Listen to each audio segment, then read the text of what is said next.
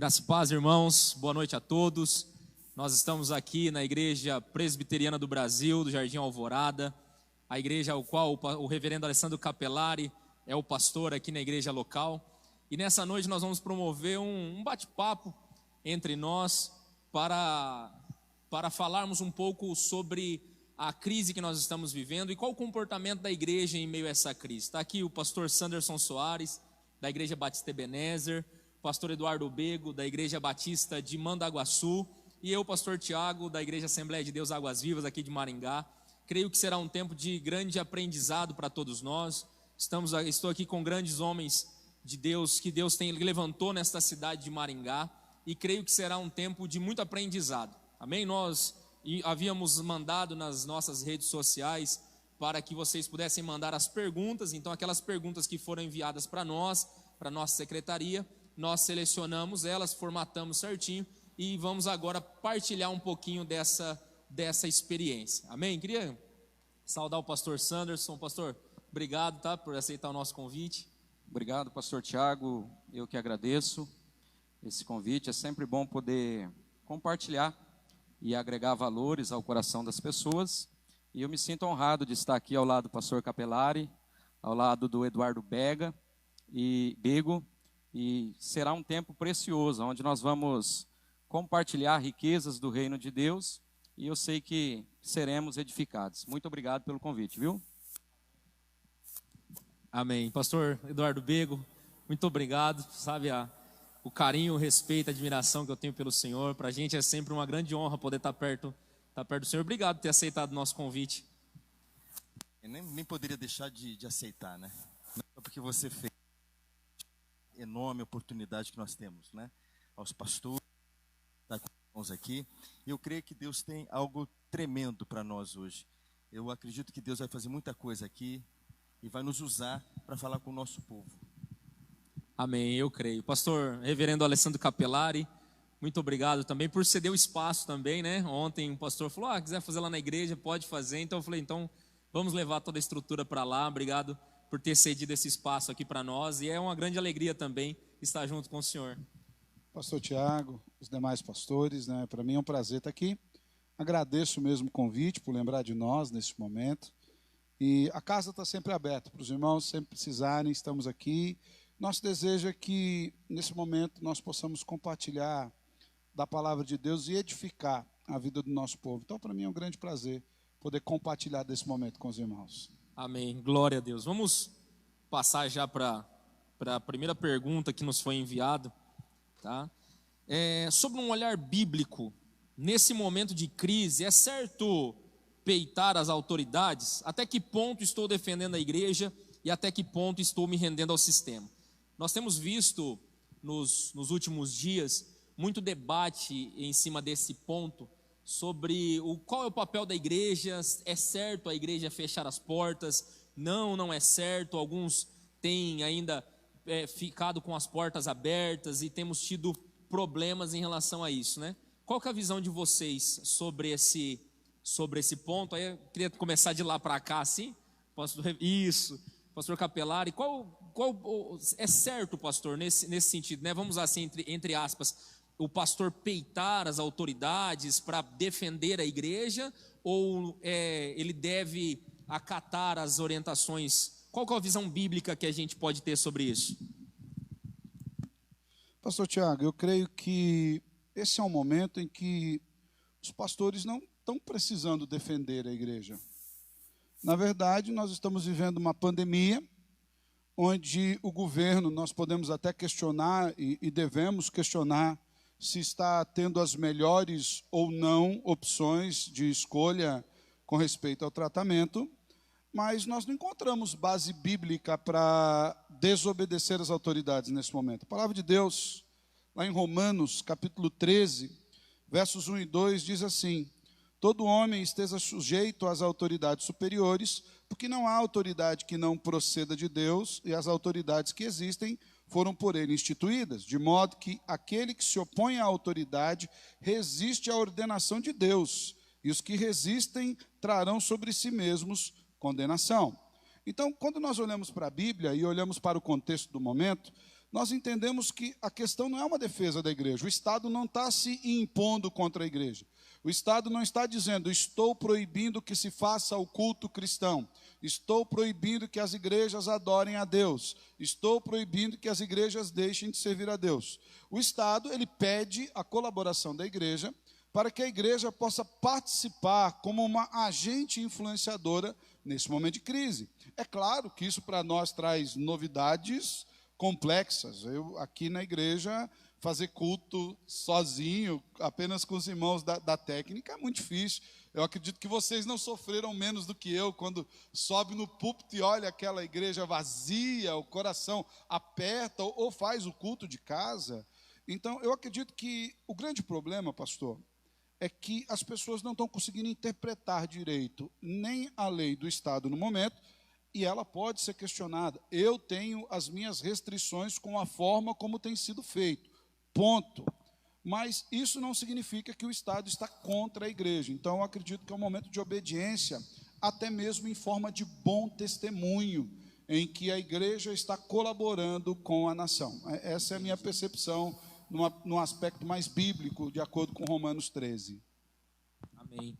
Porque aqui, todos nós aqui somos pastores, né? E nós somos pastores de igrejas, pastores locais, e enfrentamos isso, porque as pessoas vêm, os membros vêm nos perguntar, né, pastor Bego? Além do texto de Romanos, tem o texto de Tito. Tito fala a mesma coisa. Tito 3:1. Quanto à sujeição às autoridades, o respeito às autoridades. E ainda coloca autoridades governamentais. Então não está colocando autoridade no geral. A despeito, e esse é um pensamento muito particular, eu acho que a despeito de tudo isso, eu particularmente vejo como uma ação do inimigo, vejo como o inimigo aproveitando-se dessa situação. Não sei quais serão as próximas perguntas, mas eu acredito que está se aproveitando da situação exatamente para colocar uma semente, ou fazer crescer uma semente que na igreja já está crescendo há muito tempo, que é o movimento dos sem igreja.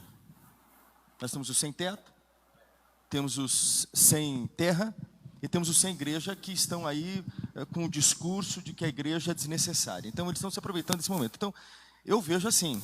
Agora, concordo com o pastor que realmente eu preciso esse respeito, a despeito de qualquer coisa. E nós precisamos não confundir partidarismo com cristianismo, confundir politização com cristianismo. O nosso problema é nós acabamos olhando para outros lados, ao invés de considerar o que é necessário, o cerne. Então, se há uma restrição imposta, e concordo, né? Não é contra a igreja. Concordo também a questão que existem algumas coisas que poderiam ser diferentes, mas isso é igual futebol. A gente está do lado de fora, o técnico está lá dentro. Então a gente diria assim, o técnico poderia ter feito diferente, mas nós estamos do lado de fora. Mas a despeito disso, eu acho que a igreja, ela precisa definitivamente começar a pensar nas coisas do alto, e não nas que são da terra.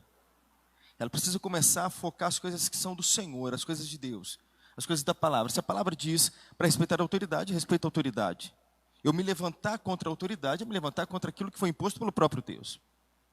Deus impôs isto. Deus determinou. Agora, eu também não posso ficar sem opinião. Eu não posso ser mais um no meio da multidão que não pensa, que não age, que não tem as suas opiniões. Quer dizer, a igreja precisa respeitar, a igreja precisa cumprir a palavra, mas ao mesmo tempo ela precisa começar a cuidar daquilo que Satanás possa estar se aproveitando. Ela precisa se aproveitar. Quer dizer, eu não posso agora peitar, acho que você colocou peitar o governo. Não é isso. Mas eu preciso também... Seria aquele bater de frente, né? Bater de frente, é. Mas eu preciso também entender que eu posso fazer alguma coisa, não só o culto online, não só eu faço o culto em casa, mas todos os dias eu mando uma mensagem, faço um estudo bíblico com a igreja. Por quê? Porque eu sei que isso que está acontecendo é necessário, mas vai ser usado contra nós? Espiritualmente? Também vai. É bom estar ouvindo esses mestres, e eu também tenho uma opinião sobre. Eu acredito que o diabo ele é o pai dos extremos. Eu penso que nesse tempo agora nós temos que encontrar um ponto de equilíbrio, e em função desse equilíbrio nós termos uma percepção espiritual também a respeito disso. E eu penso que como pastores, a gente está aqui como influenciadores. Todo pastor é um formador de opinião. E nessa hora a gente precisa ser muito coerente concernente a esse momento que para nós é novidade, porém para Deus não é.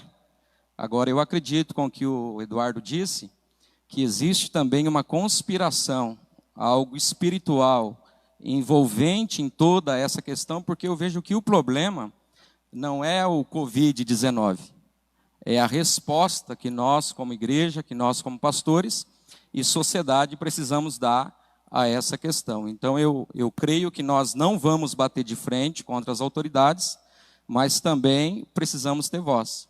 E eu creio que como pastores nós não precisamos defender a igreja, Cristo é o defensor da igreja. Nesse cenário, nós já ouvi vários pastores e cristãos também dizendo assim: mas se a igreja fechar, a igreja não tem fé. Eu creio que isso excede, né? Não é falta de fé, né? Nós estamos numa situação de saúde pública, então não vejo como falta de fé, né? A igreja não fecha, pastor. O que fecha são os templos.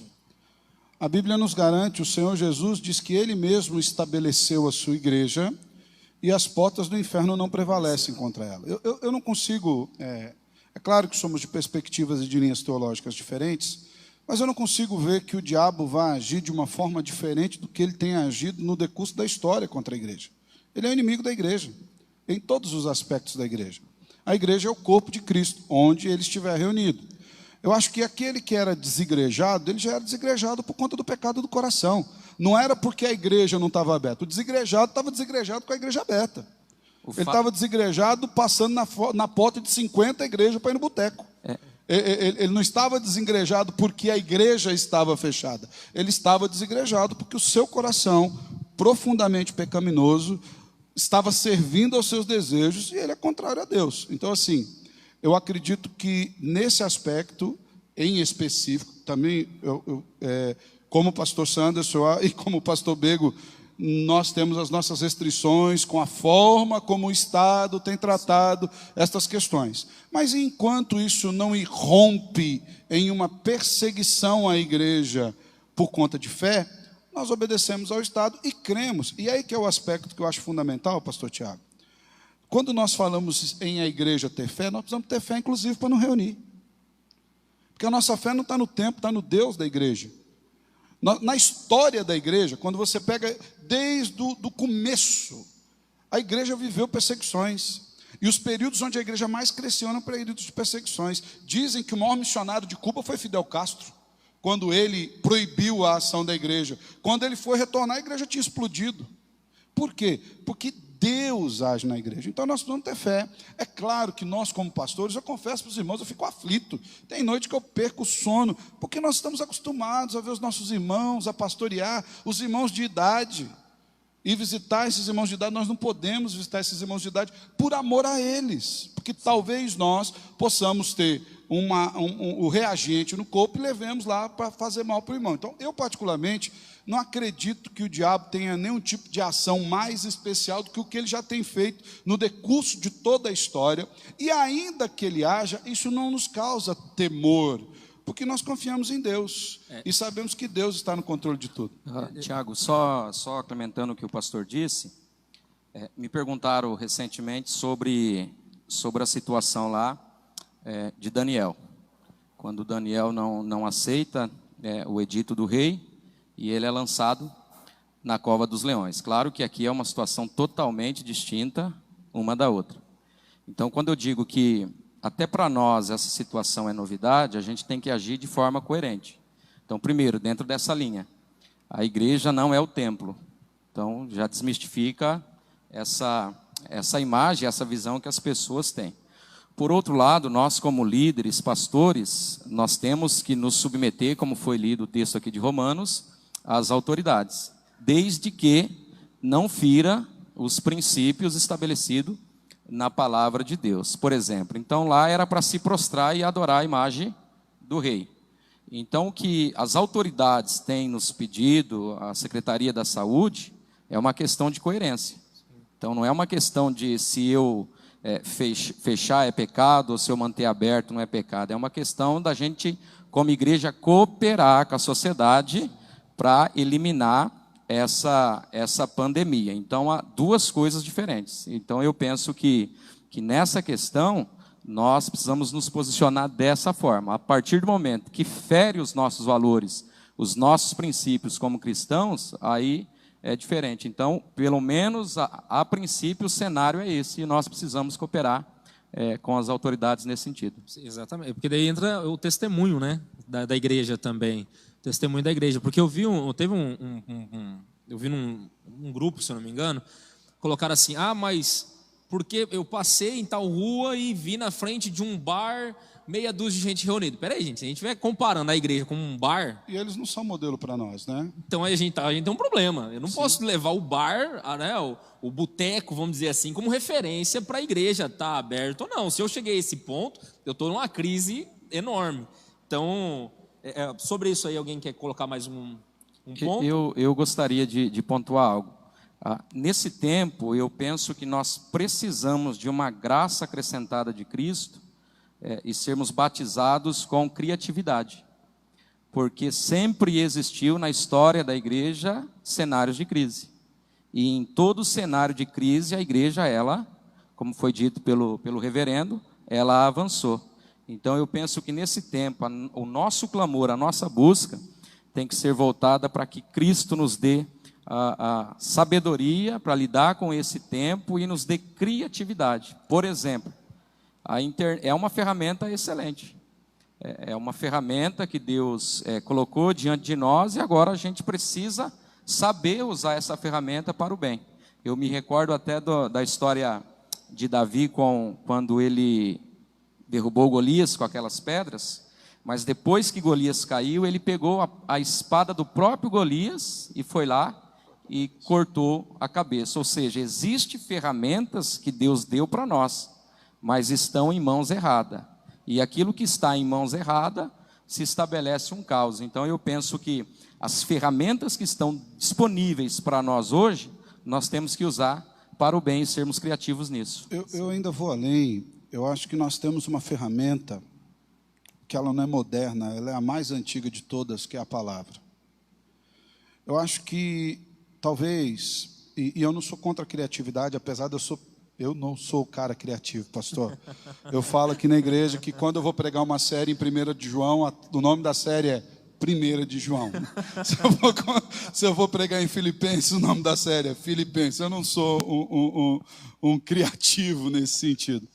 Mas eu acredito que nós temos a ferramenta da palavra de Deus, pastor. Eu acho que esse talvez seja um dos nossos grandes desafios nesse momento.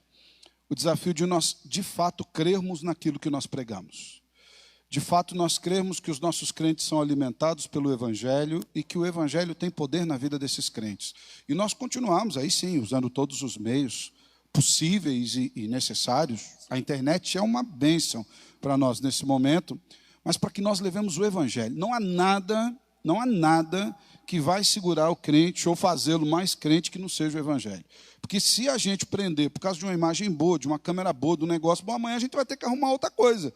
Porque o coração do homem é uma fábrica de ídolos e ele vai querer se satisfazer. Então nós precisamos dar para ele o que ele precisa, o Evangelho. Seja pela internet, por áudio, telefone, mensagem, o que a gente puder mandar. O Evangelho continua tendo o mesmo poder que ele teve desde a criação do mundo. O Evangelho é a palavra salvadora de Cristo. Concordo em grau, gênero e número. Amém.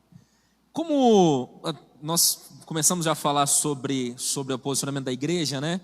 Nós já estamos no meio de uma crise, isso é fato. Mas por que o cristão passa por essa crise, então? É uma pergunta que muitas vezes as pessoas falam assim: pastor, mas aquele clichê, né? Mas eu vou à igreja, eu sou dizimista, eu amo a minha família, eu entrego alimento na madrugada, aos meus olhos, eu sou uma pessoa boa. Por que eu sofro? Porque aos olhos dele está com a visão errada sobre a seca dele mesmo. Boa. Uma vez eu estava ouvindo um sermão do reverendo Hernandes Dias Lopes, e ele começou a pontuar na história, por exemplo, quando o povo foi liberto do Egito, Deus não levou direto para Canaã, Deus levou para onde? Para um deserto. Quando o povo foi entrar para conquistar Canaã sobre a mão de Josué, eles não foram lá diretamente, já entraram, foram ali em Jericó, a gente conhece a história, mas ali também era um deserto. Quando Jesus foi começar o seu ministério público, logo depois de ser batizado por João Batista, a Bíblia diz que o Espírito do Senhor o levou para onde? Para um deserto. Deserto não é um acaso na história, deserto é uma agenda de Deus na vida do povo. Eu acredito que essas crises servem para a gente orar mais. Essas crises servem para a gente ter mais saudade do céu. Essas crises servem para provar se a gente é crente mesmo ou se a gente só vem na igreja porque o pastor fica pegando no pé. Porque agora não tem ninguém pegando no pé, não estamos sabendo se eles estão assistindo live, se eles estão na escola dominical, se eles estão dormindo até às 10, se eles vão assistir o culto depois. A questão dos próprios dízimos, que é uma das coisas que pegam, e é muito delicado tratar disso, porque as pessoas têm feito disso um grande problema, mas ninguém está vendo sobre fidelidade nem nada. Então, eu acredito que essas crises, elas servem para nos provar. E a Bíblia, em Tiago, nos diz que nós devemos ter alegria por conta disso. É aqui que a gente coloca em prática se a gente, de fato, está vivendo aquilo que a gente está pregando. Eu devolvo a pergunta. Por que não passaria por crise? A crise ela é um agente transformador na vida do ser humano. Né? Eu me pergunto assim, por que não passaria? O que nos faz melhores do que os outros? Nós podemos ter a graça do Senhor, somos redimidos pelo sangue de Jesus, mas não nos faz melhores do que os outros. Por que eu não posso passar por crise? Aliás, Jesus falou para os discípulos, falou para a igreja, no mundo tereis aflições, sereis enviados para o meio de lobos. E eu me questiono sempre, por que eu devo orar para Deus me tirar de uma crise, quando é ela que molda o meu caráter? Então eu devolvo a pergunta, por que eu não posso passar por uma crise? Por que eu não posso passar por aquilo? Por que eu não posso sofrer?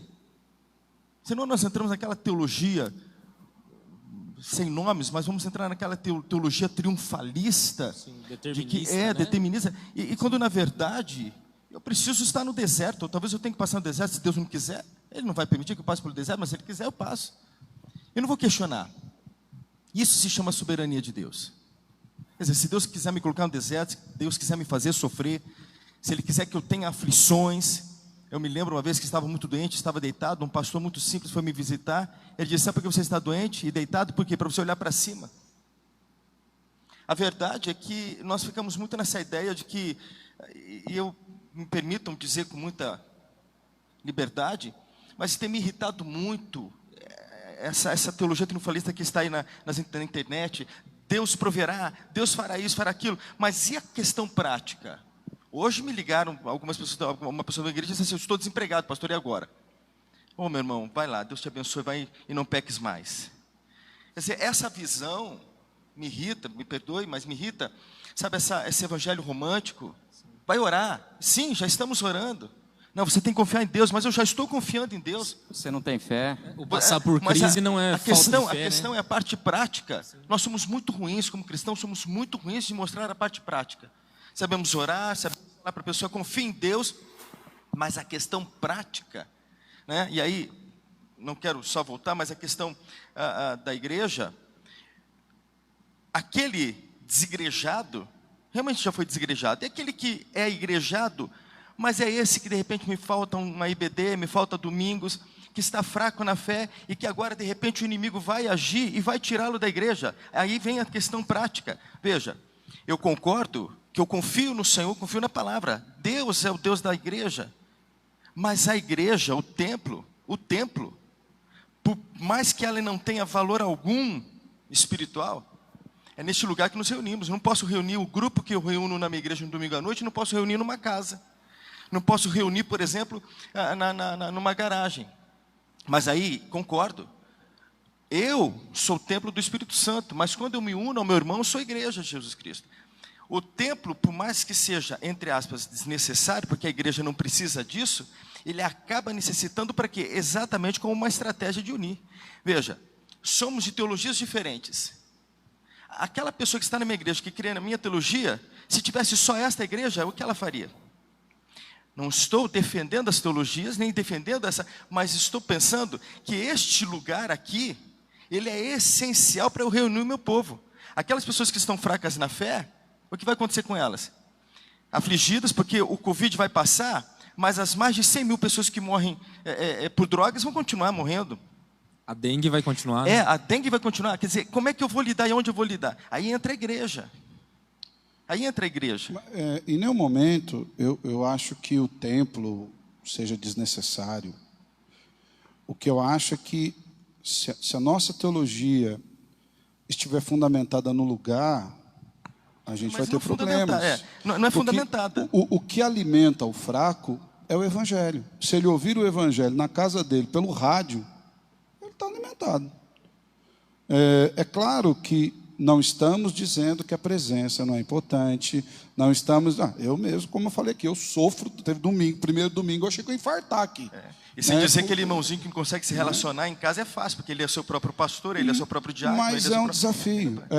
Veja bem, vai ser para nós depois. O desafio é que a pessoa seja alimentada pelo evangelho. Eu particularmente acredito, essa não é a minha preocupação. Essa não é a minha preocupação. Tem outras preocupações. Mas com respeito a esse aspecto do mais fraco, a minha preocupação com o mais fraco é aquele que queria o carinho. Estou aqui, até vou pedir para nós orarmos no final do culto. Um irmão muito amado, foi internado hoje, está com problema no fígado, eu queria estar lá visitando, mas eu posso ser aquele que vai levar uma enfermidade para ele já está fraco, então nós vamos orar. Então, esse eu me preocupo, mas eu me preocupo não porque o diabo possa roubá-lo. A Bíblia é clara, se ele saiu do nosso meio, porque não era dos nossos, simples assim. E aí a gente precisa ser bíblico, Não somos nós que o seguram, não são as nossas estratégias, não são as nossas igrejas, a suntuosidade dos nossos templos que o seguram, é o evangelho. Se o evangelho segurou, ele se reúne debaixo da árvore. Se o evangelho não o segurou, ele não fica no melhor templo. Então, assim, é claro que eu acho que essa preocupação é importante com o mais fraco, mas eu acho que em uma outra perspectiva, é só nesse sentido, tá? Mas, e também acho que é importante. De fato, nós não conseguiríamos reunir aquele pessoal para o culto gostoso, pregar uma palavra. Não só culto, né? Porque é palavra. Porque como é que eu posso ser corpo se o membro está de um lado, de outro? Quer dizer, quando eu reúno igreja, eu me torno corpo. Porque, olha... Eu discordo nesse sentido, porque nós somos corpo... Nós não temos nenhum templo no mundo que reúna todos os crentes. Não, nós somos corpo. Exato. E nós continuamos sendo corpo.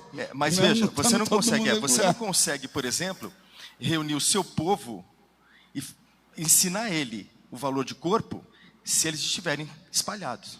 Mas isso é um momento. Agora, na verdade, é o momento deles experimentarem aquilo que já aprenderam. E é sobre esse momento que nós estamos tratando. Essa é a importância, o momento que nós estamos tratando. Quer dizer, esse é o momento, mas se eu não considerar esse momento importante agora e não der uma resposta prática, quer dizer, eu vou continuar tendo aquela visão do daqui a pouco a gente vê. E não, na verdade, eu estava dando a palavra para uma igreja, os ministérios.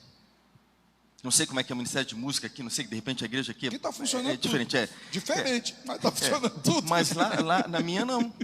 Na minha não, porque os meninos grava o povo em casa, os meninos já se acomodam, um menino se acomoda, um professor de EBD que se acomoda. Mas é aí que eu falo, irmão, o problema não está na crise. Mesmo pregando o evangelho. Então, mas aí que está. Mas a crise... O problema ele está antes. Mas a crise... A crise escancarou o problema. Porque daí entra um ponto... Porque daí entra um ponto que o pastor Bego colocou, que eu como pentecostal, me dói muito ver a linha pentecostal... nesse sentido, se você está trancado dentro de casa porque você não tem fé, pô, irmão, pelo amor de Deus, não é bem assim. É porque se a crise escancara, porque ela também está sendo usada para isso. Só que essa crise também, eu vejo aí, pegando um gancho no que o pastor Bego colocou, vai derrubar sim muitas falsas doutrinas. Vai derrubar muito falso ensino, porque enquanto o povo estava sobre aquele jugo que estava sendo colocado, e isso a gente vê à torta e à direita, né, em muitas linhas pentecostais e neopentecostais também. Mas não é só lá não, fica tranquilo, nos reformados tem galera assim também. E aí, o que acontece? Eu vejo que nesse momento agora, essas palhas, elas vão começar a ser queimadas, para ver o que realmente vai ficar. Sim. a falta na EBD que foi colocado vai fazer falta? Se essa pessoa estava embasada em vir para ter para jogar um verde no pastor, para poder almoçar na casa dele logo depois da EBD, esse cara vai passar apertado. É como pensar no Covid. Quer dizer, eu coloco luvas, coloco máscara, ou cumpro tudo ou não cumpro nada. Então eu coloco luvas, coloco máscara, evito os grupos de risco, faço com que o grupo de risco esteja em casa. Quer dizer, eu tomo todas as providências. Sim. Todas. Quando eu deixo uma providência ser tomada, é exatamente aquela providência, é aquela questão do pecado. Quando eu deixo um pecado ser confessado, é exatamente aquele pecado que vai me levar para o inferno. Porque o pecado, o salário do pecado é a morte, não diz o salário dos pecados. Quer dizer, um pecado pode me levar. O pecado... Ou os pecados. Não. Eu vou tentar a gente não entrar na discussão teológica, né? Porque a grande questão é o seguinte: o pecado nos iguala. Inevitável, né? O pecado nos iguala. O pecado nos iguala. O cara que mente, o cara que mata, ele é pecador. Mesma ponto, coisa. Acabou. Mas existe pecadinho e pecadão para Deus. A Bíblia diz que tem pecado que é para a morte, pecado que não é para a morte. Deus não trata tudo igual. Seria mais referente à consequência desse pecado? A consequência do pecado é diferente. Veja bem, todo pecado leva para o inferno. Todo pecado leva para o inferno. Todo pecado leva para o inferno. O que não leva para o inferno não é o fato de eu não confessar um pecado específico. Eu já visto que Davi, no medo até de não falar de algum pecado, ele falou assim: aqueles pecados que me são ocultos, o Senhor vai perdoando também, porque eu nem dou conta de lembrar tantos pecados que eu tenho. Tá? O que nos leva para o céu é o sacrifício de Cristo. Quando ele morreu na cruz, ele morreu pelos pecados que eu já cometi, pelo que eu estou cometendo e pelo que eu vou cometer. Se eu confessar ou não, isso não interessa. O sacrifício de Cristo é suficiente. Não é na minha mão que está na salvação. A salvação não está no meu confessar, está no ato de Cristo ter sido crucificado em meu lugar. O confessar é a graça de Jesus que me mostra o meu pecado para que eu o abandone. Então, é o Senhor que me... Não era assim? Antes da gente converter, tinha tanta coisa que a gente achava que era certo, que depois que converteu, foi misericórdia, Senhor, só a graça do Senhor Jesus. Se a gente, eu creio que... Pode falar, Sam. Eu queria só falar sobre a questão da pergunta. Por que o justo, sofre? Eu penso que o sofrimento ele faz parte de toda a evidência da vida.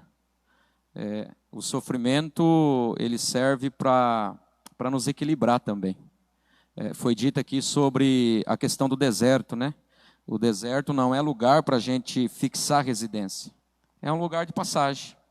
Então eu julgo que é importante passarmos pelo sofrimento. Porque no sofrimento nós ficamos mais sensíveis, mais humanos, Ficamos mais perceptíveis ao que está em volta, ao que está do lado.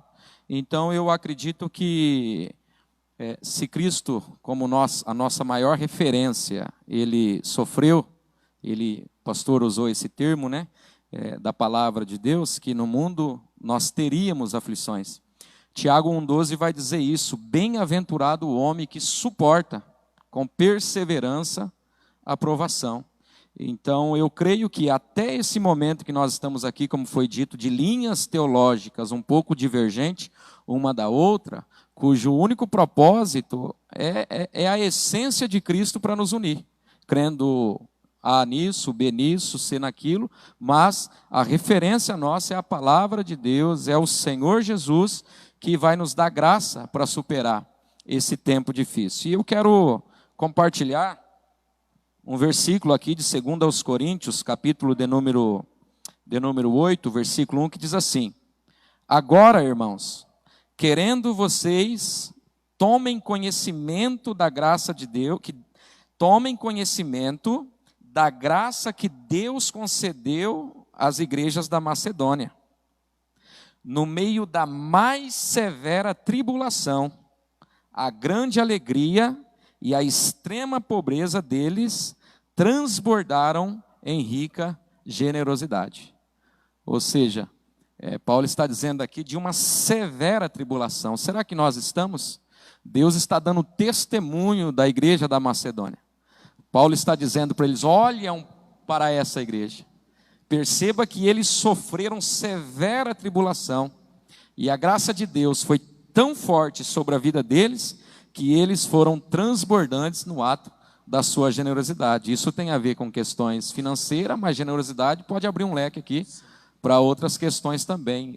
Ou seja, nós precisamos dessa graça para sermos generosos em tempos difíceis. Então, ao meu modo de ver, o sofrimento é uma porta que o próprio Deus abriu para revelar a nossa dependência total dele, a nossa humanidade.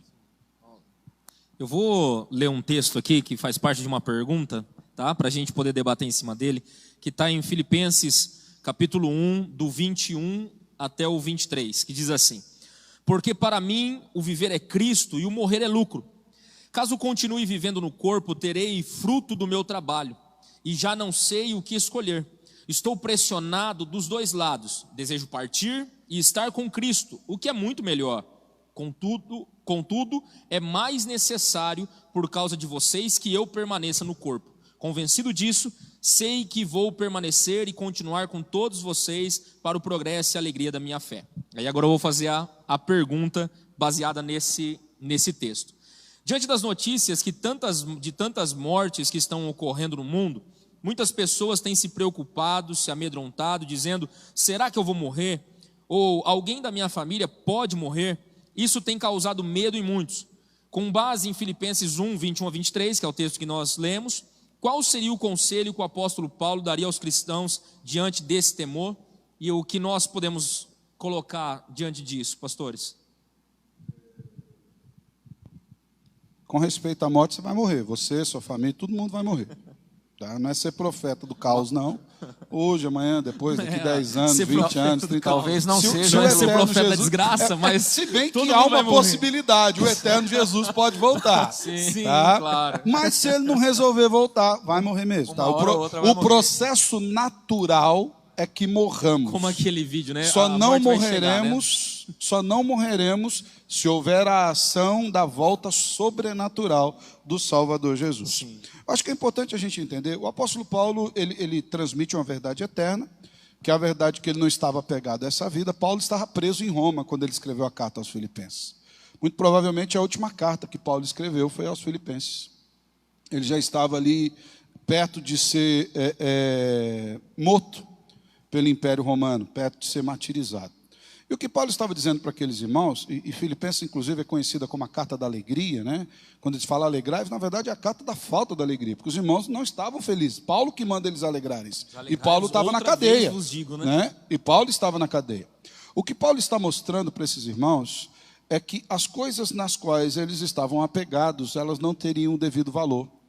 Paulo estava dizendo: olha, eu estou na cadeia, e vou dizer um negócio, eu queria até estar com o Senhor, mas porque para mim morrer é Cristo, né? É lucro estar com Cristo. Mas eu queria que vocês entendessem que essa vida não é onde vocês devem se apegar. Eu até gostaria de usar, eu sei que usou o texto de Filipenses, mas Paulo aos Colossenses, ele é um pouco mais claro com respeito a isso. Ele fala que nós somos cidadãos dos céus. Ele fala: então, vocês pensem nas coisas lá do céu, busquem as coisas lá do céu, vivam para as coisas lá do céu, porque é de lá que vocês são.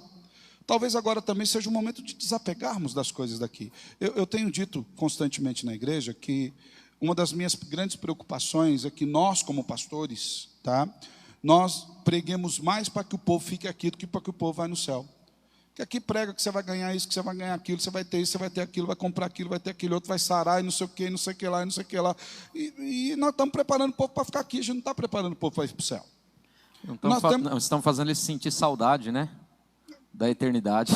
Eu acho que talvez nós estejamos mais fazendo ele sentir saudade dos alhos do Egito, sabe? Das cebolas, daquele negócio todo. A gente precisa fazer o povo sentir saudade da eternidade. Aquele negócio assim: se o Senhor vier nos buscar hoje, aleluia, vamos felizes. Agora, tem vários meios pelos quais o Senhor pode vir nos buscar hoje. O Covid é apenas um desses meios. E pode ser que muitas pessoas estão vivendo tão bem aqui na Terra, que elas não almejam mais outra coisa. Eu ouvi um pastor fazer uma analogia, eu achei muito interessante. Ele fala sobre a água, que a água ela não tem prazo de validade, mas o galão, o recipiente tem. E ele faz uma analogia, que a água é o evangelho. Ele não vai entrar em processo de validade, ele sempre será o evangelho. E a garrafa pode ser a forma como nós escolhemos viver a nossa vida. Então, o Covid-19 veio para dizer: a fórmula, o meio e a maneira como vocês estão vivendo está vencido. Por que que está vencido? Porque, de repente, há essa proposta desse evangelho triunfalista, esse evangelho, até mesmo o conceito de culto, que muitas pessoas têm o conceito de culto, é para ir no templo buscar alguma coisa de Deus, é receber algo de Deus. E o conceito de culto não é ir buscar algo de Deus, é oferecer algo para Deus. Então eu penso que a forma como muitos estavam vivendo já venceu. Há uma dinâmica do reino de Deus, uma proposta do próprio Evangelho para que vivamos em novidade de vida. E essa novidade é a partir daquilo que o Evangelho diz, não somente daquilo que eu quero. Sim. Então, eu penso que esse sofrimento veio, esse Covid-19 veio justamente para marcar isso, para a gente rever, entrar, fazer reflexões, mergulhar na nossa inteligência também e refletir o que vale a pena. Os pastores, tanto o pastor Bego quanto o senhor falaram aqui de morte de dengue, né? Pastor Tiago também, outras mortes. Eu estava vendo aqui um histórico de mortes. Esse ano até agora, aborto já matou mais de 100 milhões. Covid, 76 mil. O Covid veio para desenganar. O que é desenganar? É tirar o engano de que a gente é eterno. Porque a gente continuava morrendo. Ontem eu estava fazendo o velório de uma pessoa que não morreu de Covid. Não morreu de Covid. Então, a gente não é eterno. Eu acredito que Deus vai usar esse momento, estou falando do fundo do meu coração, para, de fato, fazer um avivamento na igreja. Se eu não me engano, Jonathan Edwards, né, que foi o grande pregador dos pecadores nas mãos de um Deus irado, quando ele era pastor de uma igreja nos Estados Unidos, os irmãos escolheram outro pastor, não queriam o Jonathan Edwards. Tinha 240 membros, a maioria mandou ele embora. Antes dele pregar esse sermão, mandou ele embora, tá? E não queriam ele. E uma vez perguntaram para ele sobre um contexto de igreja, ele falou: rapaz, Deus fez um avivamento na minha igreja. Agora o negócio pegou fogo, avivou. E aí, irmão, dobrou a igreja? Não, diminuiu pela metade. Foi um grande avivamento de Deus. Deus tirou aqueles que atrapalhavam. Porque avivamento é voltar para as Escrituras. Eu acredito que talvez seja um momento em que o povo está voltando para as Escrituras, viu, pastor? Voltar para a palavra. Acredito que agora o povo está tendo mais apego, está lendo mais a Bíblia em casa, o povo está vendo mais sermão na internet. Vai dar um trabalho para a gente que tem pregador bom na internet, então a gente vai ter que ralar o peito para estudar. Isso é bom. Se preparar mais, estudar mais. Né? Mas é um avivamento até para nós, né? Até para nós como pastores. Às vezes a gente tem a tentação de, por conta da nossa canseira, levar uma água morna para o povo. A gente precisa levar um negócio mais substância. Além disso também, pastor, eu digo isso de experiência própria. Domingo foi estabelecido o decreto na sexta-feira, certo? Pelo menos na nossa cidade, Maringá. E eu fui acometido de dengue. Semana passada, eu fiquei a semana toda mal e é algo assim que eu não desejo para ninguém. Mas antes de ser acometido pela dengue, eu tive um período de oração no quarto. É como que se o Espírito gritasse dentro de mim dizendo: pede para as suas atividades te devolver para mim. Pede para o seu ativismo te devolver para mim. Então eu creio que essa pandemia veio para nos resgatar também. Para modificar totalmente esse sistema que nós estávamos vivendo e para nos colocar de fato no plano original. Por exemplo, como pastor, quando Jesus disse lá em Marcos capítulo 3, e chamou para si os 12 para estar com ele. Acredito que o primeiro ministério de um pastor é estar com Cristo. Então, o ser para ele é muito mais relevante do que fazer para ele. E se nós não cuidar, nós entramos num mercado religioso, num trabalho religioso e começamos a confundir algumas coisas. Então, de experiência própria, esse tempo de quarentena tem sido excelente. Minha pessoa, eu, pastor Sanderson, porque penso que é um processo de resgate. Não é sobre aquilo que eu faço, não é sobre os números que eu apresento, é sobre aquilo que eu sou na essência. eu sou filho de Deus. Eu tô lendo um livro do Jaime Kemp, que é Pastores em Perigo, e tem um capítulo lá muito interessante que ele fala sobre a santa obsessão. O pastor moderno, vamos dizer assim, ele tem a santa obsessão de resolver tudo, de fazer tudo, de correr atrás de tudo. Então eu creio também, como o pastor Sandro colocou, que esse tempo ele vai nos trazer de volta muita coisa que o Senhor tinha planejado para nós ali desde do início. Queria muito ser pastoral como vocês. Gente, eu fico ouvindo vocês falar, queria falar igual vocês, queria pregar igual vocês. A minha igreja está vendo ali, eu sou extremamente grosseirão, crítico. Eu queria ter essa voz, eu queria ter esse jeito. Nossa, como eu queria ser pastoral. Todos me conhecem, quem me conhece sabe que eu sou muito mais mestre, mais professor do que pastor. E cada vez que eu olho esse texto, eu lembro do versículo 20 anterior. Ele diz assim: a minha ardente expectativa e esperança é de em nada ser confundido, mas ter muita coragem para que agora e sempre, e aqui entra, acho que é a questão de medo de morrer ou não, Cristo seja engrandecido no meu corpo, quer na vida, quer pela morte. E o 2:21, ele diz: pois todos buscam o que é seu próprio, não o que é de Cristo. Eu acho que mais do que medo de morrer, é medo na condição em que vai morrer. É a forma como vai morrer. Isso aí é um detalhe muito importante. E esse é o problema. Eu acho que as pessoas não estão só com medo de morrer. Vamos pensar no cristão. O cristão é ensinado. E creio exatamente como você colocou a questão do evangelho. Eu abomino, e digo isso, né? Que está ao vivo aí, glória a Deus. Eu abomino evangelho para jovens. Abomino evangelho para casados. Abomino evangelho para isso. Porque evangelho é um só. Abomino festinha para ganhar jovens. Você ganha jovem para Jesus. Você prega o evangelho, que é Jesus, e acabou. Se ele não for convertido, se ele não vier por causa do evangelho, ele vai vir por causa. Não adianta. Ele vem por causa da menina, ele vem por causa do rapaz. Então eu abomino esse tipo de evangelho elitista, o evangelho para pobre, o evangelho para rico. Evangelho é evangelho. E evangelho tem algo que é tremendo e que nós nos debatemos, vocês sabem, pastores, que nós nos debatemos muito com algo chamado santidade. Santidade. Santidade pela palavra. O agir corretamente, o ser correto, o falar. E não estamos falando de ética, estamos falando de santidade. Não estamos falando de moral, estamos falando de santidade. Na santidade vai haver a ética de Deus. Vai haver a moral de Deus.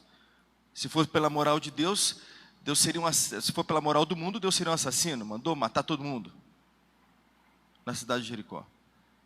Mas pela nossa moral, ele foi um assassino. E a dele? Então a santidade, quando ele diz sede santos porque eu sou santo, é algo tremendo. E é aí que entra a questão do medo da morte. É como o indivíduo está vivendo até agora, como ele está vivendo até hoje. Quando chega a hora da morte, quando chega aquele momento, agora as pessoas dizem, olha, o Covid mata, não mata. Gente, o pecado está matando desde a criação do mundo. Você citou o aborto, você citou as drogas, você citou... A gente pode citar N situações aqui que estão matando muito mais e continuam matando muito mais. Você ficou doente da dengue? A dengue é uma delas. A minha sogra, pela graça de Deus, ela deve estar assistindo, não morreu. H1N1 pela graça de Deus, H1N1. Glória a Deus, viu, querida, que você não morreu. Mas isso tudo está matando desde o começo. A questão é que quando diz, para mim, o viver é Cristo, o morrer é Cristo, o viver é Cristo. Mas a palavra é bem interessante, porque ele diz, para mim, o viver é Cristo, o morrer é lucro. Quando o viver é Cristo. O morrer será lucro quando viver Cristo. Porque medo da morte, gente, eu tenho medo da morte. Eu adoro, né, minha esposa sabe, está assistindo também, minha igreja está assistindo, eu adoro os esportes radicais. Eu sou feito para esportes radicais. Adoro. Eu adoro aquele sentimento assim, meu Deus, vou morrer. Adoro sentir isso. Né? Olha, nós não partilhamos do mesmo sentimento. Eu fui pular de bungee jumping. É esporte radical, dormir. Uma vez eu fui pular de bungee jumping e eu olhei e falei assim, meu Deus, eu vou morrer. Aí que deu a vontade de pular. Pastor, isso é suicídio. Não, não é. Mas veja, eu quero só que a gente entenda que assim, Isso é ultra confiança no Evangelho. Demais, exagerada. a verdade é bem por aí, né? Esse é mais calvinista do que eu. É por aí, eu lembrei disso. Quando eu falei soberania, eu lembrei que eu acho que eu sou mais calvinista. Eu sou muito mais calvinista, mas a verdade Eu não sou calvinista, é esse ponto. Tá A inserido verdade no DNA do homem. A verdade é que o viver é Cristo. O problema de nós não é o problema de ter medo da morte, mas é como e que condição estarei quando chegar o dia, quando chegar o momento. Pastor, Tudo isso que está passando, Covid e tal, é que as pessoas sabem muito bem. Eu creio muito no Evangelho pregado, e eu tenho certeza que as pessoas, em termos de cristianismo, sabem muito bem que não estão vivendo. eu quero usar o gancho de uma coisa que o senhor falou aí. O senhor falou que o pecado mata mais do que as outras doenças. Às vezes a pessoa que está nos assistindo agora, imagina que nós estamos falando de uma questão só espiritual. Não é não, estou com os dados aqui. De janeiro, do dia 1º de janeiro até o dia 7 de abril, ocorreram 16 milhões de mortes no mundo, das quais 11.340.500, o maior número de mortes, foi por abortos. E aqui não é o aborto espontâneo, aqui é o aborto provocado. Depois, nós temos 3.463.600 mortes por doenças infecciosas, 2.192.250 por câncer, sendo que desses 2 milhões, 1.333.800 é devido ao tabagismo. 667.350.000 é alcoolismo. 450.000 por HIV/AIDS, dos quais muitos são por conta de promiscuidade. É a minoria que faz por transfusão de sangue, por algum outro problema. 360.200 mortes por acidente de trânsito. Tem muita gente alcoolizada. 286.000 mortes e 286.090 por suicídio. E aí entra outras questões, 261.000 malária, 130.000 pela gripe comum e 76 pelo Covid. Então, a grande verdade é que a morte não foi inaugurada agora, no final de novembro, lá na China. Já tinha gente morrendo desde antes e continua morrendo. E eu só usei isso pelo gancho que o senhor falou, que é muito importante. O pecado ainda continua matando mais do que outras doenças. E até fazendo um gancho que o reverendo Capelari colocou, que você crê que viveremos um avivamento após isso. E essa é uma pergunta. Vocês acreditam que haverá um avivamento após essa crise? Eu acho que é uma grande questão a gente se perguntar o nosso conceito de avivamento. Eu acho que isso também, inclusive, vai mexer com o nosso conceito de avivamento. Muita gente acredita que avivamento é barulho, que avivamento é a manifestação de dons espirituais. Aqui eu não quero entrar no aspecto sim ou não. Mas o avivamento bíblico é uma volta para Deus. Todos os momentos em que a Bíblia fala de avivamento, a Bíblia está falando do povo voltar-se para Deus, voltar-se para as Escrituras. E esse é um dos momentos que o pessoal está vendo que essa teologia triunfalista, teologia da prosperidade, ela não tem fundamento. Não adianta você ficar lá dando Covid, eu estou dando ordem para você sair, ele não vai te ouvir, até porque ele é um ser inanimado, ele é um vírus, né? Decretando, mandando. Então, isso de uma certa forma, acredito que vai fazer com que as pessoas se desiludam com esses movimentos e se voltem para as Escrituras. Pelo menos essa é a minha oração. Essa é a minha oração para os nossos crentes aqui. E aqui só um detalhe, irmãos, os crentes reformados precisam da mesma graça, precisam da mesma conversão, precisam do mesmo amor por Jesus, porque ao mesmo tempo que há uma distorção do lado pentecostal para a questão dos dons, há uma distorção também no lado de muitos reformados por uma intelectualidade barata, que ela não é vista na vida. Tem muita gente que você pergunta para ele, ele sabe sobre tudo de reforma, Calvino, então ele não consegue viver aquele trem. Ele precisa também de avivamento. Porque nós precisamos ir para o foco, que é as Escrituras. Então, a minha oração, então eu não estou nem, não é nem uma profecia, é um desejo, é um anseio, que as pessoas percebam que não há outra solução para a vida que não seja a palavra de Deus. E a minha oração é a oração de Abacuque. Aviva a tua obra e faze-a conhecida. Ainda que isso custe a vida, ainda que a figueira não floresça, ainda que não tenha fruto na oliveira, ainda que no curral não tenha gado, eu creio no Senhor. O Senhor é minha alegria, minha esperança, minha força e o meu livramento. Então, eu espero, pastor. Nós vemos que, se nós olharmos os avivamentos genuínos que aconteceram, durante a história, todos foram pautados em cima de palavra e oração. Então, essa questão de acharmos, e infelizmente, muito, até hoje, mas na década de 90 se tinha muito sobre isso, que o avivamento era quanto mais você gritava, mais avivamento, mais avivado você estava. E eu creio que essa concepção desse avivamento, ele caiu por terra. E agora nós precisamos até, né, se voltarmos para as Escrituras, pautarmos essa. Claro que esse avivamento ele vem do Senhor, é óbvio, mas a palavra e a oração é que vai dar norte a isso aí, né? Pastor, quer completar?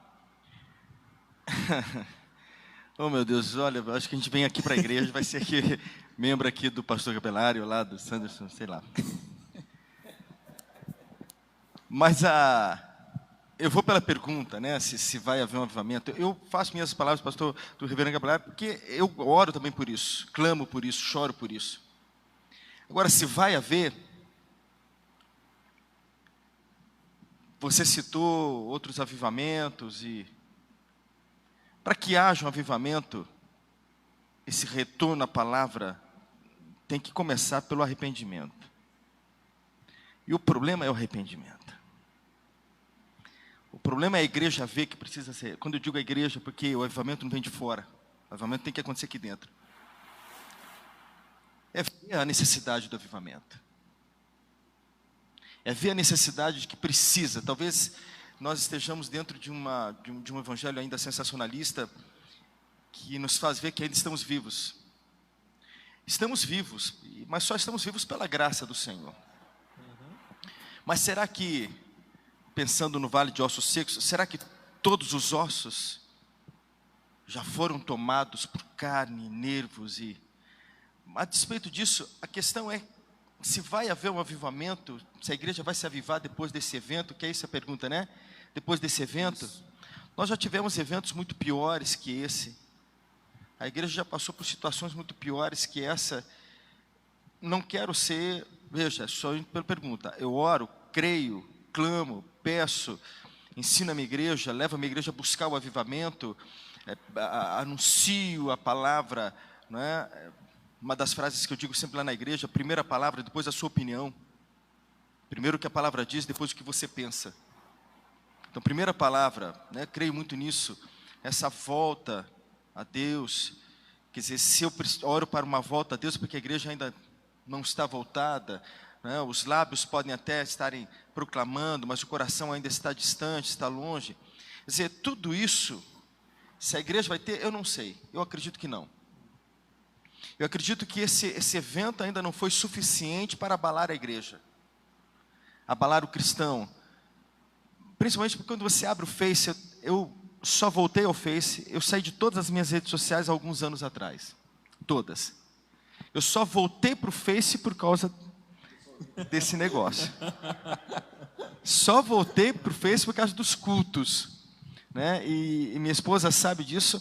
Eu tenho raiva, estou confessando, quiser orar, pode pôr as mãos na minha cabeça aqui agora, mas eu tenho raiva de fazer culto online, fazer culto pelo Face. Eu até compartilhei, me dá agonia. Eu até falei com o irmão da igreja, estava eu e o Márcio na nossa igreja, no primeiro dia que foi colocado o decreto, e aí não podia mais ter o pessoal na igreja. Foi na sexta, né? Para domingo. Isso, e aí o culto no domingo, e aí nós lá na igreja, e depois na hora que acabou assim, ele fez o louvor ali com o violão e tal, e aí a gente estava comentando como é difícil, porque você está pregando ali, claro, as pessoas estão assistindo, mas você está olhando para o vazio, você está olhando para o nada. Eu estou achando fantástica essa ideia de vocês fazerem o culto no templo já, né? Eu estou pensando em fazer isso agora, nem deviam nem ter falado, porque agora eu fiquei constrangido, porque eu me peguei domingo, por exemplo, né? Tem a IBD, eu faço a IBD e domingo passado agora eu fiz ceia, ministrei a ceia, chamei todo mundo, eu disse que cada um será sacerdote no seu lar, cada um levou o pão, apresentou o pão e todos prepararam a ceia nos seus lares e eu ministrei a ceia. Loucura, né? Eu falei assim, meu Deus do céu. Mas no domingo à noite, eu arrumadinho, mas no domingo à noite eu me peguei terminando do culto, tirando a camiseta, já estava de shorts. Eu disse, meu Deus do céu, não é assim que deve ser.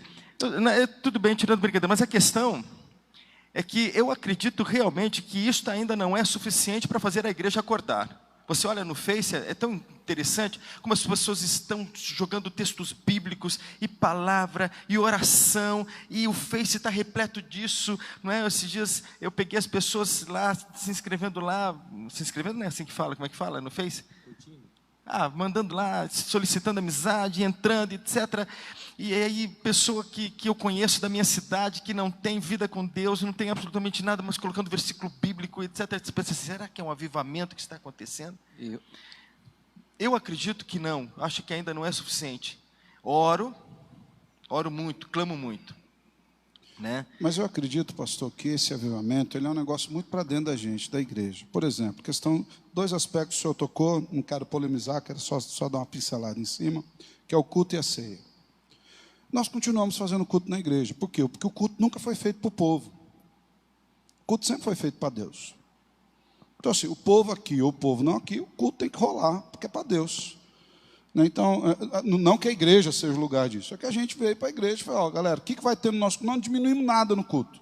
Para não dizer que nós não diminuímos nada, nós tiramos o aspecto do dízimo para que não pegue mal para os não crentes que estão assistindo. Então, é um negócio interno, nós mandamos para o grupo interno da igreja, os irmãos que são crentes, eles contribuem, porque também, aí entra a questão do Satanás lá, tentar envergonhar a igreja e tudo mais. Do resto, tem a mesma quantidade de cântico, ou um canta de casa, outro manda violão, outro canta aqui, fazendo transmissão, Xandão, uma benção para a gente aqui, transmitindo os cultos. Então, por quê? Isso começa a mexer com nossa percepção de culto. Por isso que eu falo que eu acredito que é um avivamento. Porque começa conosco. O culto é para Deus, o culto não é para as pessoas. O aspecto da ceia, né? E aqui, sem polemizar, mas é uma questão da gente interpretar o texto. A ceia é um momento de comunhão com a igreja, aqui. Né? Então, é um momento agora de nós não queremos criar novidades. Por isso que eu acredito que é um momento de avivamento. É um momento de nós olharmos para a Escritura. O que a Bíblia diz sobre isso? O que a Bíblia diz sobre culto? O que a Bíblia diz sobre ceia? O que a Bíblia diz sobre isolamento? O que a Bíblia diz sobre comunhão? O que a Bíblia diz sobre o corpo de Cristo? O que a Bíblia diz sobre eu ser crente sem depender daqueles que estão no meu redor? Então, eu acho que vai haver, oro para que haja um avivamento nesse aspecto, no sentido de que as pessoas de fato vão perceber o quanto elas precisam de um direcionamento bíblico para cada uma dessas questões. O senhor falou da ceia, é claro, tem igreja que faz, não faz, mas nós já estamos aí no batismo online, você já viu lá? Até eu vi um negócio, tem o batismo por aspersão, por imersão e agora por invenção, né? O cara está inventando o batismo, ele joga água para a televisão, o outro se joga o balde lá do outro lado. É isso que a Bíblia diz sobre o sacerdócio, até porque é isso que é o sacerdócio universal de todo crente. Então, a gente é o desafio nosso como pastores, e aí é um avivamento para mim, para vocês, para todos nós aqui, de nós irmos para a Bíblia. O que a Bíblia diz para o meu povo? Às vezes eu vou ter que dizer não para o meu povo em cima de uma coisa que eles querem, porque a Bíblia não diz aquilo. A Bíblia não diz aquilo. A gente não foi chamado para ser Arão e fazer bezerro de ouro. A gente foi chamado para guiar o povo como Moisés. Moisés é um tipo de Cristo do Antigo Testamento. Então, eu acredito que vai haver um avivamento nesse aspecto. O que não necessariamente pode significar que vai haver um aumento de membros. Sim. Talvez no avivamento nós percamos membros. Mas eu acredito que aqueles que ficarem de fato vão ter a alma avivada muito mais fundamentada nas Escrituras. Foi a pergunta, né? Se vai haver um avivamento, um despertamento da Igreja de Cristo. Esse é o nosso desejo. Esse é o motivo do nosso clamor, da nossa oração. Eu espero que, de fato, aconteça um avivamento. E avivamento é fome e sede por Deus. Então, o avivamento que nos levará de volta para o plano original. E qual é o plano original? É voltar-se para as Escrituras. É olhar para ela. Por quê? Quando a gente olha para a palavra de Deus, ali nós contemplamos um avivamento. Então, avivamento não é sobre números, porque às vezes as pessoas confundem números com avivamento. O avivamento é morte, avivamento é resgate, é arrependimento, é se voltar para Deus. Então, esse é o desejo do nosso coração. Por outro lado, eu desejo isso. Se vai acontecer esse avivamento, espero que aconteça. Mas por outro lado também eu penso além. E quando passar a Covid-19, essa pandemia, como que vai ser a reação das pessoas? Porque o grande problema aqui é as coisas se tornarem comuns. E tudo que se torna comum é desprezível. Talvez muita gente desprezava a igreja local, porque se tornou algo comum. Domingo o culto, durante a semana o culto, a EBD, as redes ministeriais, enfim. E esse é o grande problema. O meu questionamento é que pode haver um remorso, uma inquietação na consciência, passou a pandemia, voltamos à nossa realidade, espero que não voltamos a uma realidade normal, espero que vivamos de fato esse avivamento. Mas será que boa parte das pessoas, quando passar uma semana, 15 dias, será que aquele ambiente que era comum na vida delas não tornará a ser comum novamente? E tudo que é comum eu desprezo. Eu creio que todos aqui concordam que a ideia de avivamento que se tem hoje está muito deturpada. Totalmente. Né? Está muito deturpada. Nós precisaríamos ter de volta, e aí como o pastor Capelari colocou, e até o pastor Bego disse bem, é o que a Bíblia diz, e depois o que eu acho. Só que nós vimos muito, primeiro eu acho que isso aqui é avivamento. Então por isso que nesse lugar eu vou fazer um culto de avivamento, eu vou fazer um congresso de avivamento, eu vou fazer uma semana de avivamento, um dia de avivamento. Como se aquele dia, só naquele dia aconteceria aquilo lá. Então a visão sobre avivamento, ela também precisa ser invertida. Porque agora nós estamos, até pouco tempo nós estávamos olhando, eu acho que isso é avivamento, para depois eu procurar na Bíblia o que é avivamento. Precisamos então virar a chavinha, entender o que a Bíblia fala sobre, o que é realmente um avivamento bíblico, né? Para depois eu poder me enquadrar dentro desse avivamento. Fome por Deus, através da palavra. Sim. Só tem mais duas perguntas, vamos passar para a penúltima pergunta, que fala assim: muitas profecias agora estão sendo lançadas nas redes sociais, até que o pastor Bego colocou que o pessoal está mandando à torta e à direita aí, nas redes sociais, como sendo o anúncio do fim. E isso tem trazido muito pânico, até mesmo para os cristãos. Como devo me portar diante dessas coisas? Voltar para a Bíblia. Vai para as Escrituras. Ouvirão falar de guerras e de rumores de guerras, pestes, pragas. Por que vocês acham que está gerando esse pânico, então? É falta de conhecimento da Bíblia. Pastor, esse é o grande problema. Esse é o grande problema. Que é a causa de toda destruição. Aí nós voltaríamos lá no começo que a gente tinha falado. Eu penso que essa geração, ela tem muitas informações a respeito de Deus. Ou seja, uma criança de 7 anos, ela tem mais informação nessa geração do que um soldado romano da época. Então, nós não devemos viver sobre informação, nós devemos viver sobre o que está escrito na palavra de Deus. Então, eu penso que a causa principal desse trauma, desse medo, é a falta de conhecimento da palavra de Deus. Igual como deve viver em qualquer tempo.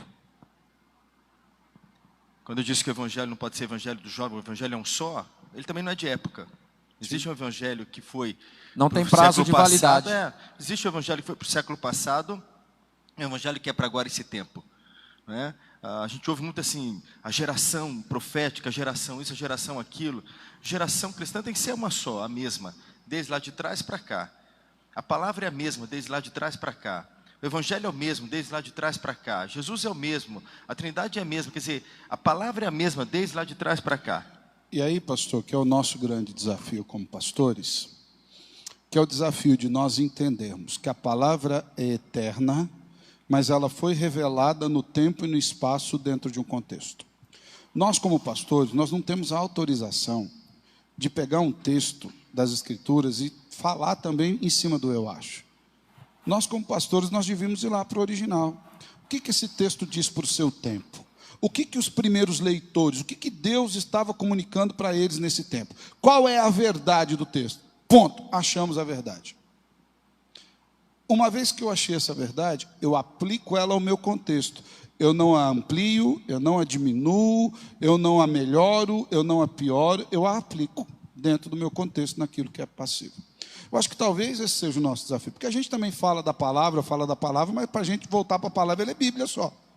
Aí a gente lê o texto do Antigo Testamento como se o profeta estivesse mandando um fax para a gente hoje cedo. Isso não é voltar para a palavra. Voltar para a palavra é ver o que ela diz de fato. Um dos meus professores do mestrado, pastor Batista, dono da editora Nutra, ele diz o seguinte, agora não vou lembrar o nome do homem, não vou ler tanto o nome do homem. Deus o sabe. Deus o sabe, mas é um pastorzão, benção. Pastorzão Batista, ele fala que o nosso grande problema é que nós temos usado a Bíblia de maneira não bíblica. A gente tem preguiça de ler os textos todos, a gente tem preguiça de fazer uma exegese, de ver qual que é o original daquele texto, ver os verbos, de pesquisar. O que Deus disse lá? A gente já começa a ler a Bíblia como se ele estivesse dizendo agora. Ele diz agora, mas ele não vai dizer nada diferente do que já foi dito. A Bíblia não tem uma múltipla verdade, a Bíblia tem uma única verdade. A aplicação dela é em todos os contextos, mas o sentido é único. Nós podemos até não conseguir chegar ao fundo de todo sentido, ponto. Cada dia você vai lendo a Bíblia, Deus vai te revelando, Senhor, como é que eu nunca tinha visto isso nesse texto? E a Bíblia, nós não vamos exaurir ela com o nosso conhecimento aqui, ponto. Mas ela não vai dizer duas verdades, é uma verdade só, né? Então, a gente precisa deixar de usar a Bíblia de maneira não bíblica. Então, a gente precisa ver o que a Bíblia diz. E muitas vezes a gente vai ter que dizer não para o povo. Mas eu quero fazer isso. Não dá, querido, porque a Bíblia... mas na igreja do outro faz, mas nós não somos a igreja do outro. Ponto, simples assim. Né? Você sabe já onde é o endereço da igreja do outro, também pode ir para lá, de boa. Por isso que ele tem que viver o que ele tem que viver, ele tem que ser e viver aquilo que ele tem que viver sempre. Não tem diferença. Essa é a mesma palavra, é a palavra. O que ele tem que ser hoje, ele tem que ser amanhã, ele tinha que ter sido ontem, sempre. Isso não muda. Só um detalhe, Jairo Cáceres é o nome do pastor. Pastor Jairo Cáceres. Eu fiquei aqui, falei as atribuições, o currículo, mas não sabia o nome do homem. Não é assembleiano, mas teve revelação. Jairo Cáceres, revelação. Isso é coisa de Deus. Boa. E para nós encerrarmos, diante de tudo isso que a gente falou, o que gostaria de cada um de vocês pudesse colocar, como que o homem bíblico ele deve se portar diante da sua família, diante disso, até não só para a gente colocar aqui no nosso debate aqui, mas também para a gente já deixar uma palavra já para quem tá nos acompanhando. Quem vai primeiro? Eu acho que como ele deve se portar sempre. Tudo que foi falado aqui em relação à palavra, em relação ao Evangelho, eu acho que é como ele tem que se portar. Não importa, independente se ele está vivendo uma situação agora ou vai viver uma situação amanhã, eu acho que como ele tem que se portar é igual. Todos os homens, todos os personagens bíblicos, personagens movidos por Deus, todos eles ficaram na dependência de Deus. Todos. Não davam nenhum passo sem que Deus falasse. Não falavam nada sem que Deus o dissesse. Não mexiam um músculo sem que Deus ordenasse. Então, a despeito do tempo, os dados que a Capelari deu agora há pouco, esses dados vão continuar amanhã. Semana que vem, nós vamos lidar, não só nós líderes, a igreja vai lidar com essas situações todos os dias, até que Jesus volte. Então, como ele tem que se portar? Como ele teve que se portar sempre. Não é? Da forma como Pedro teve que se portar, estando com Jesus, do lado de Jesus, é a forma como eu tenho que me portar hoje, da mesma forma. É a forma como Deus quer que eu seja, o que Ele quer que eu fale, quem Ele quer que eu seja. Quer dizer, eu preciso entender aquilo que Paulo diz.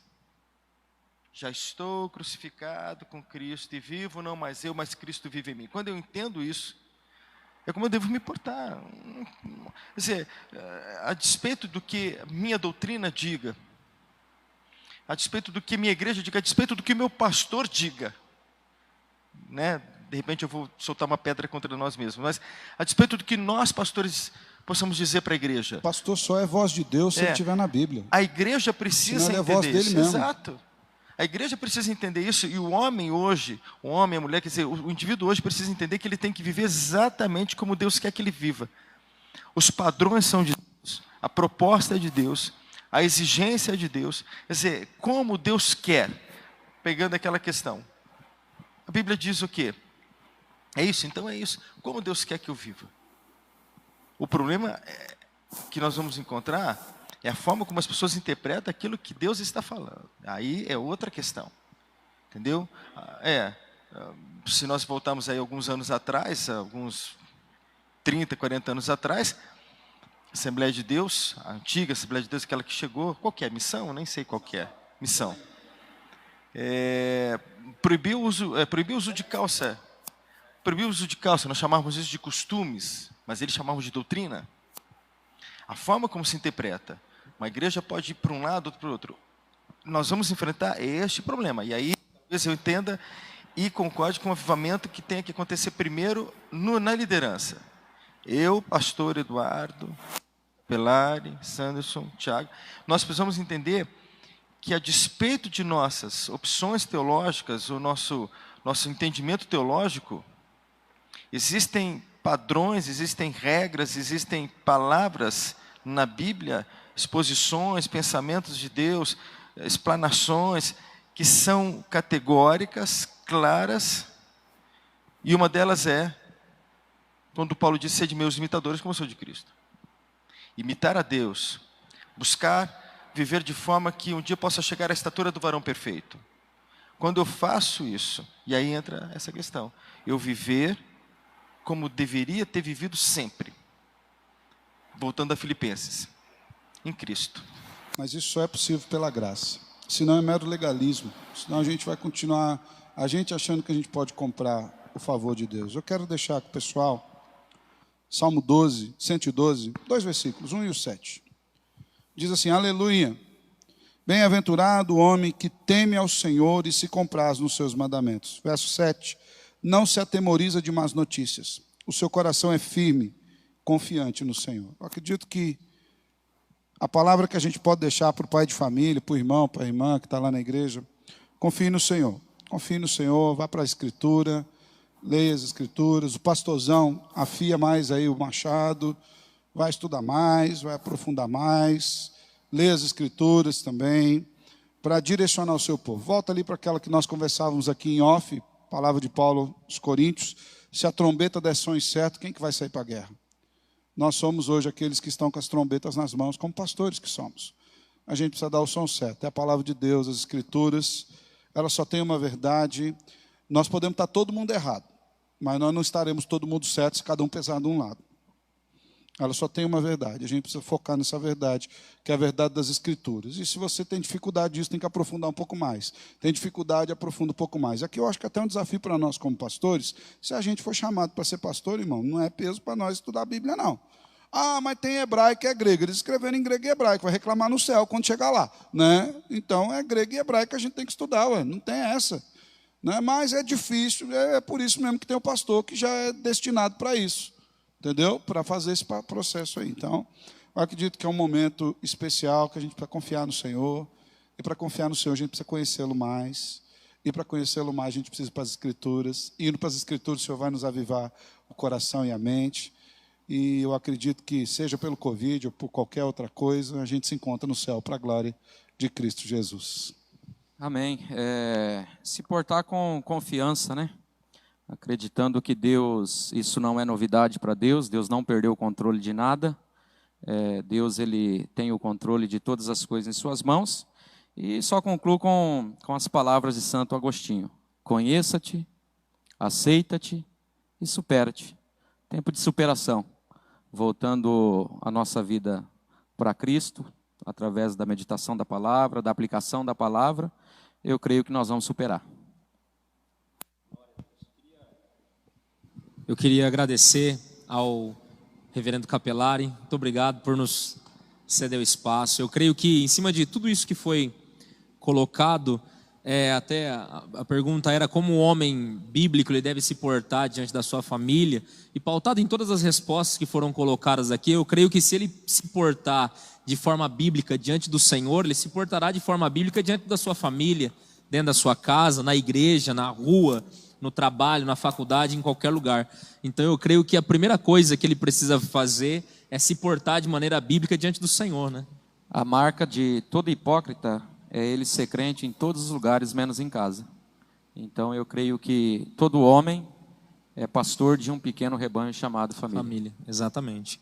Amém. Queria orar aqui com todos. Muito obrigado mais uma vez. Deixa eu agradecer. Para mim, Capelari, é uma honra estar minha honra aqui estar com vocês. ao lado de vocês.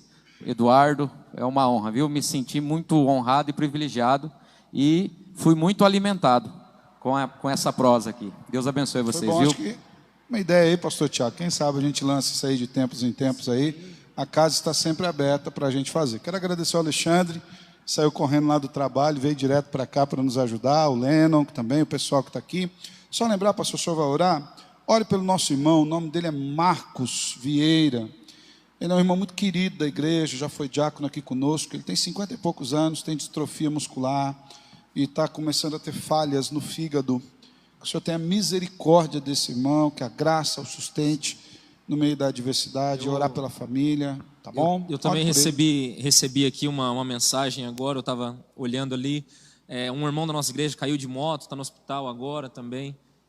Creio que a mão do Senhor está sobre as nossas vidas e sobre a vida desses irmãos também, amém?